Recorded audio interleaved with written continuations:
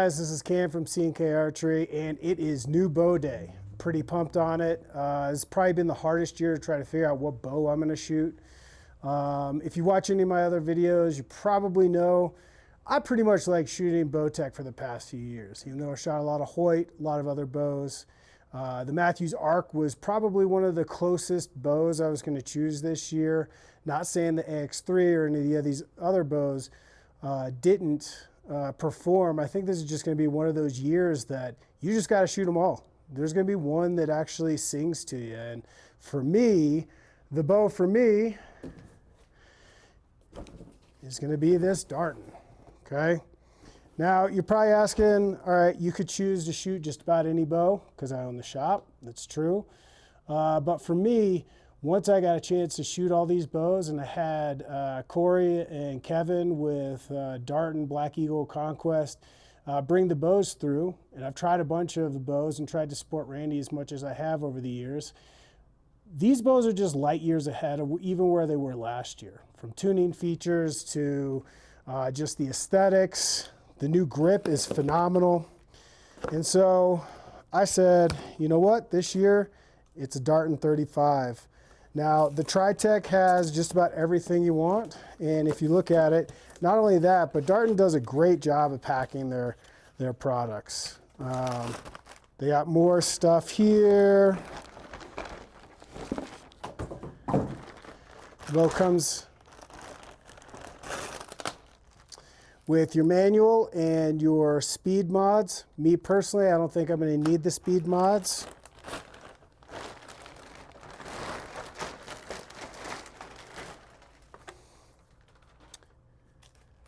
And then they fully encase the cams just to make sure that nothing's going to happen to them in shipping. Now, we're looking at this pretty flat Dirk Arth. It's a really nice flat tan color, but to be honest with you, that's not the way I do it here in my shop. So today's video is about how we're going to build this, what we're going to build it, but more importantly, we're going to take this whole bow down and prep it to send out to Cerakote. So kind of follow along with me as we kind of talk about how I'm going to build the bow and watch us tear it down. All right, so for this build, we got a bunch of components that I like to use. The thing about archery is everybody has an opinion, and the best thing I can tell you is take everything you bring in and just kind of build what you're going to build. I kind of have an opinion on all these, and it may not be the opinion of the way you want to shoot your bow, but these are the products that I personally like using. So obviously we're going to do, in a minute, we're just going to tear this bow down and get it ready to Cerakote. I like the aesthetic of bows. So I like to pick up my bow and just lust to want to shoot it. So in our next video, you're going to be able to see us put that bow back together with custom strings, and then we're going to take this whole series on how I set up each one of these pieces of equipment. But more importantly, we're going to take this whole series to the arrow builds, get it initially tuned. We're going to go and do some broadhead tuning with that arrow build, and then we're going to shoot it long range, both for accuracy and building our sight tapes, but even more for building long range success with broadheads. So to start that, we have a bunch of pieces we're going to end up putting on here. First and foremost, we're going to use the two-piece quiver from Conquest, which is also part of the Darton family of products.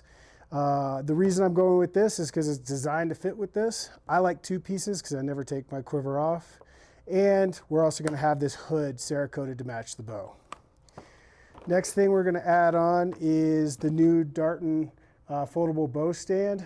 I like having a bow stand so I can set my bow down and be comfortable with it, even though I typically don't actually hunt with these on them. From there, we got to go to the meat and potatoes. I'm pretty much a huge fanboy of Hamskea. We actually have one R7 left while we're waiting for more of these to come in, so I snagged one of these for my build. If you're not running a Hamskea, in my opinion, I think you're leaving a lot on the table. There are a lot of great brands from QAD. I really like the Victor from Vapor Trail, but this is the product that I know is tried and true, and this is what I'm going to use for this build.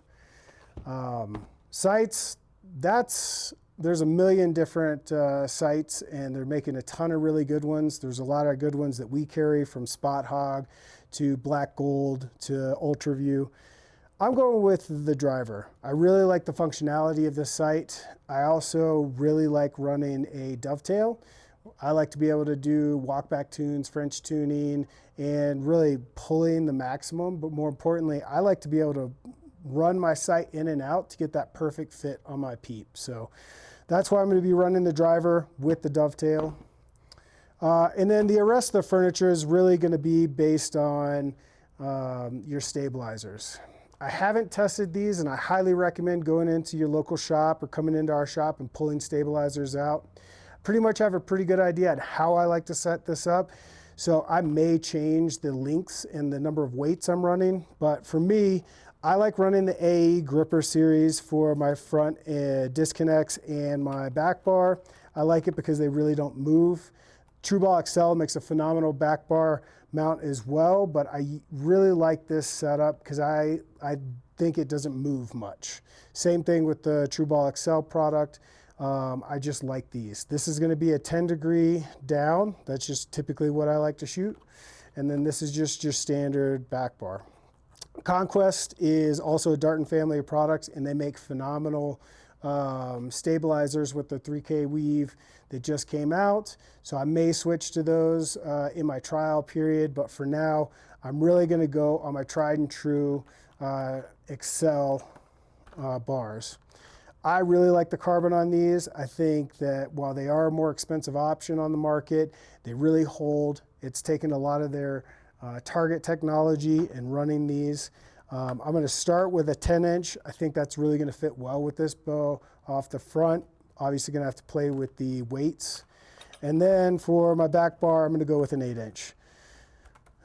Again, these are subject to change as I shoot the bow in, but I have a pretty good understanding of the way this bow feels from testing it to also having shot these bars before. So this is where I'm going to initially start, and through the tuning process, I may make some changes over the time. Now what we're going to do is we're not going to start loading these up, but I am going to start pulling some of these pieces out of the package to send with to our Cerakoter, and I'm going to start tearing this bow down so you can kind of see the bow as we have to send it to get painted. All right, so again, we're going to be Cerakoting this, so this bow has to come all the way apart. So the thing I found is a lot of people don't understand how much actually goes into tearing a bow down in the first place. But you know, again, like I like pretty bows. That's it. So you don't have to Cerakote your bow, but I do. Now some people will rattle can it. I typically prefer doing the opposite, which is Cerakoting, because it lasts longer. And what I'm doing right here is I'm just getting the bow in the press and making sure that I'm level on the limbs, okay? So what I'm doing is I'm evenly putting these in, and then you don't have to do it with this style bow, but I am, because I have the right kind of fit these fingers on here already, but these are for beyond parallel limbs. The reason I like Cerakoting, again, is because it just makes that bow my bow. Okay, and if you have more questions about Cerakoting, want to see a video on it, just leave a comment down below. But if you're looking at it as I'm pressing the bow, the way I like to do it is I like to pull up. Some shops like to pull down, but what I'm doing is I'm kind of looking to feel tension. Especially when I'm taking a bow out of the press, if you kind of look, I can kind of feel what's going on in the tracks when I'm taking tension off this. So I'm just keeping my hand kind of placed here so I can kind of feel it. Sometimes, depending on what cam system you're working with, you can kind of feel whether or not the strings and cables are kind of falling off the tracks, and that'll just kind of keep you safe while you're kind of doing this. Now, if you're here doing this yourself for the first time and maybe just doing a string change, I recommend taking pictures. But additionally, I recommend doing one thing at a time. Now, in this case, we're doing a full teardown. So all I'm going to do is just pull these strings and cables out. Now, one thing to keep in mind is there are specific twists in our strings.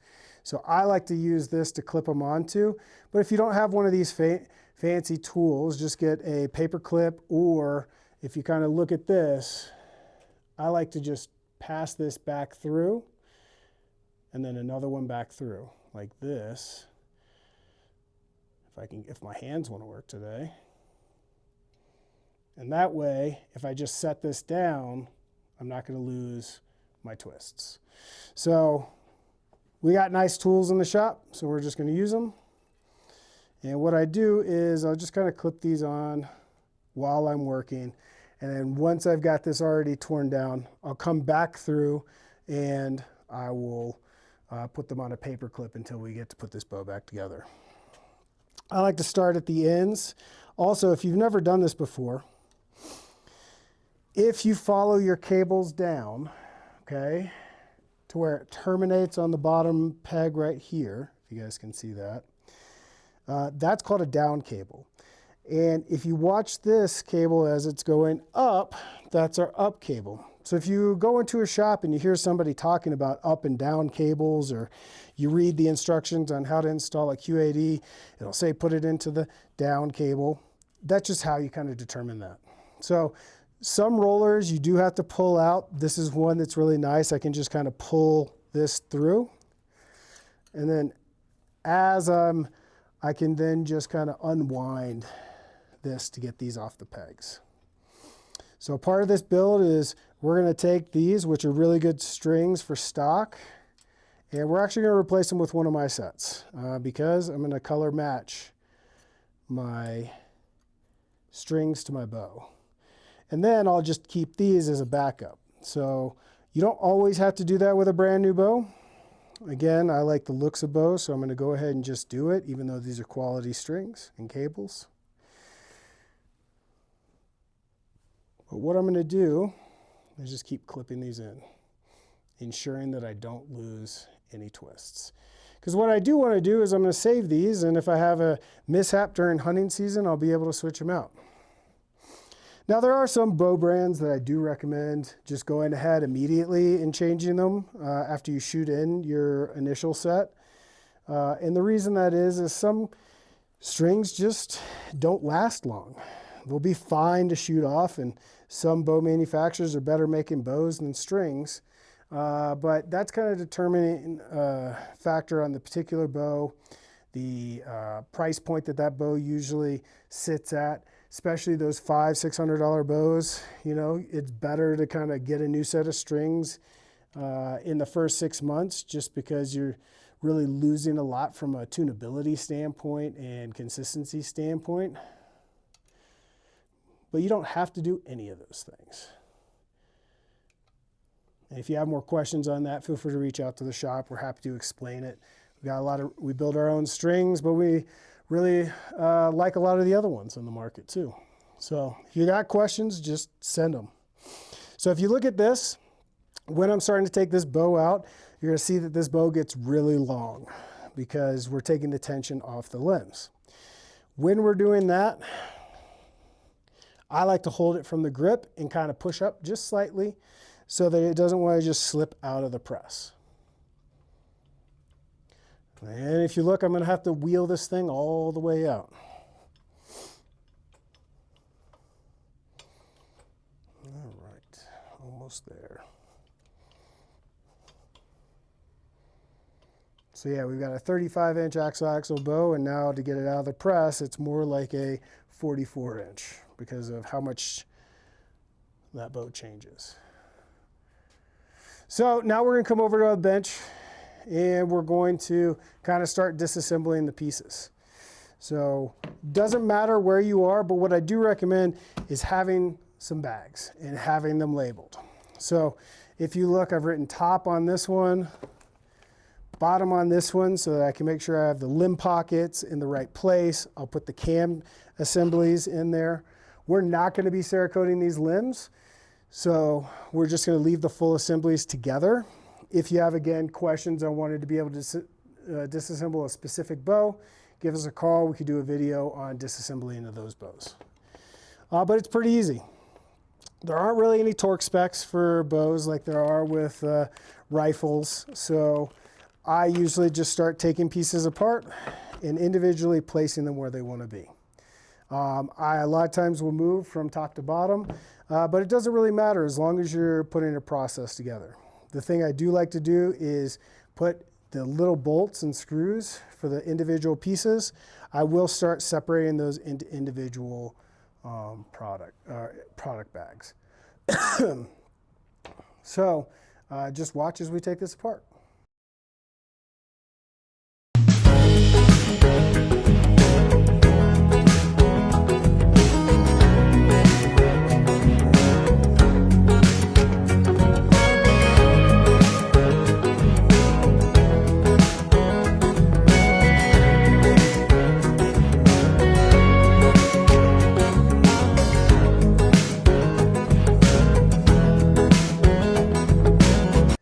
All right, guys, so we just took everything apart and prepped it for Cerakote.